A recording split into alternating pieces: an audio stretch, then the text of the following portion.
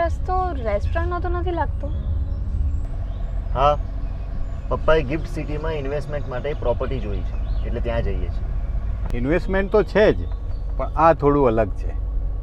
આ એક ઇન્ટરજનરેશનલ લિવિંગ છે.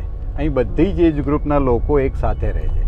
એક્ટિવ સિનિયર લિવિંગ અને પ્રોફેશનલ સર્વિસીસથી બેક. મતલબ રિટાયરમેન્ટ હોમ? ના, આ એક લાઈફસ્ટાઈલ છે, ઇન્ડિપેન્ડન્ટ પણ અને સપોર્ટેડ પણ.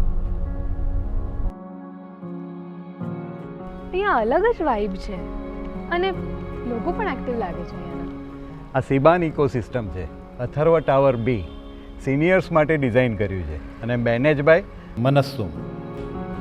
તો પછી અહીંયા સેફટી, કેર, લાઈફસ્ટાઈલ આ બધું કેવી રીતે મેનેજ થશે? 24/7ની મેડિકલ ટીમ છે અને ઇમરજન્સી સપોર્ટ પણ રેડી છે. પણ ફૂડનું શું? Daily routine? ડાયટ અને ન્યુટ્રિશન બધું વેલ સ્ટ્રક્ચર્ડ છે અને લાઈફસ્ટાઈલ ને વેલનેસ બધું વેલ પ્લાન છે. અચ્છા, તો પછી તમને લોનલી ફીલ નહીં થાય?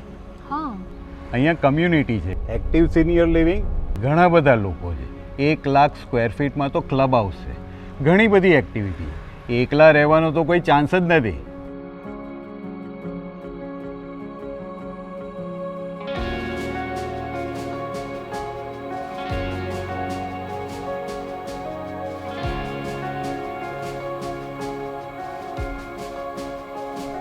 જો આ કોઈ નોર્મલ પ્રોજેક્ટ નથી, આ એક નવો એસેટ ક્લાસ છે.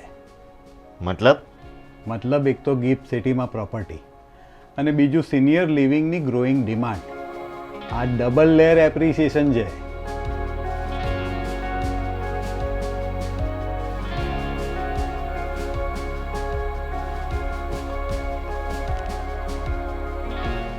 જો હું અહીંયા ના હોઉં તો માનસું મને પ્રોફેશનલી મેનેજ કરશે, એટલે રેન્ટલ ઇન્કમ બી જનરેટ થાય.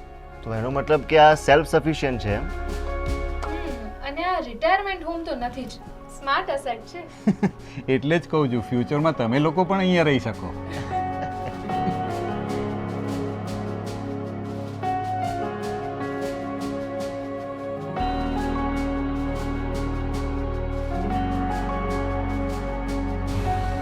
પણ પપ્પા, તમે અમારી સાથે રહેવા આવો તો પણ ચાલે જ ને. 10 વર્ષ પહેલાં તું જ્યારે તારો બિઝનેસ સેટઅપ કરવા આવ્યો હતો ત્યારે I was in full support. Now it's my turn.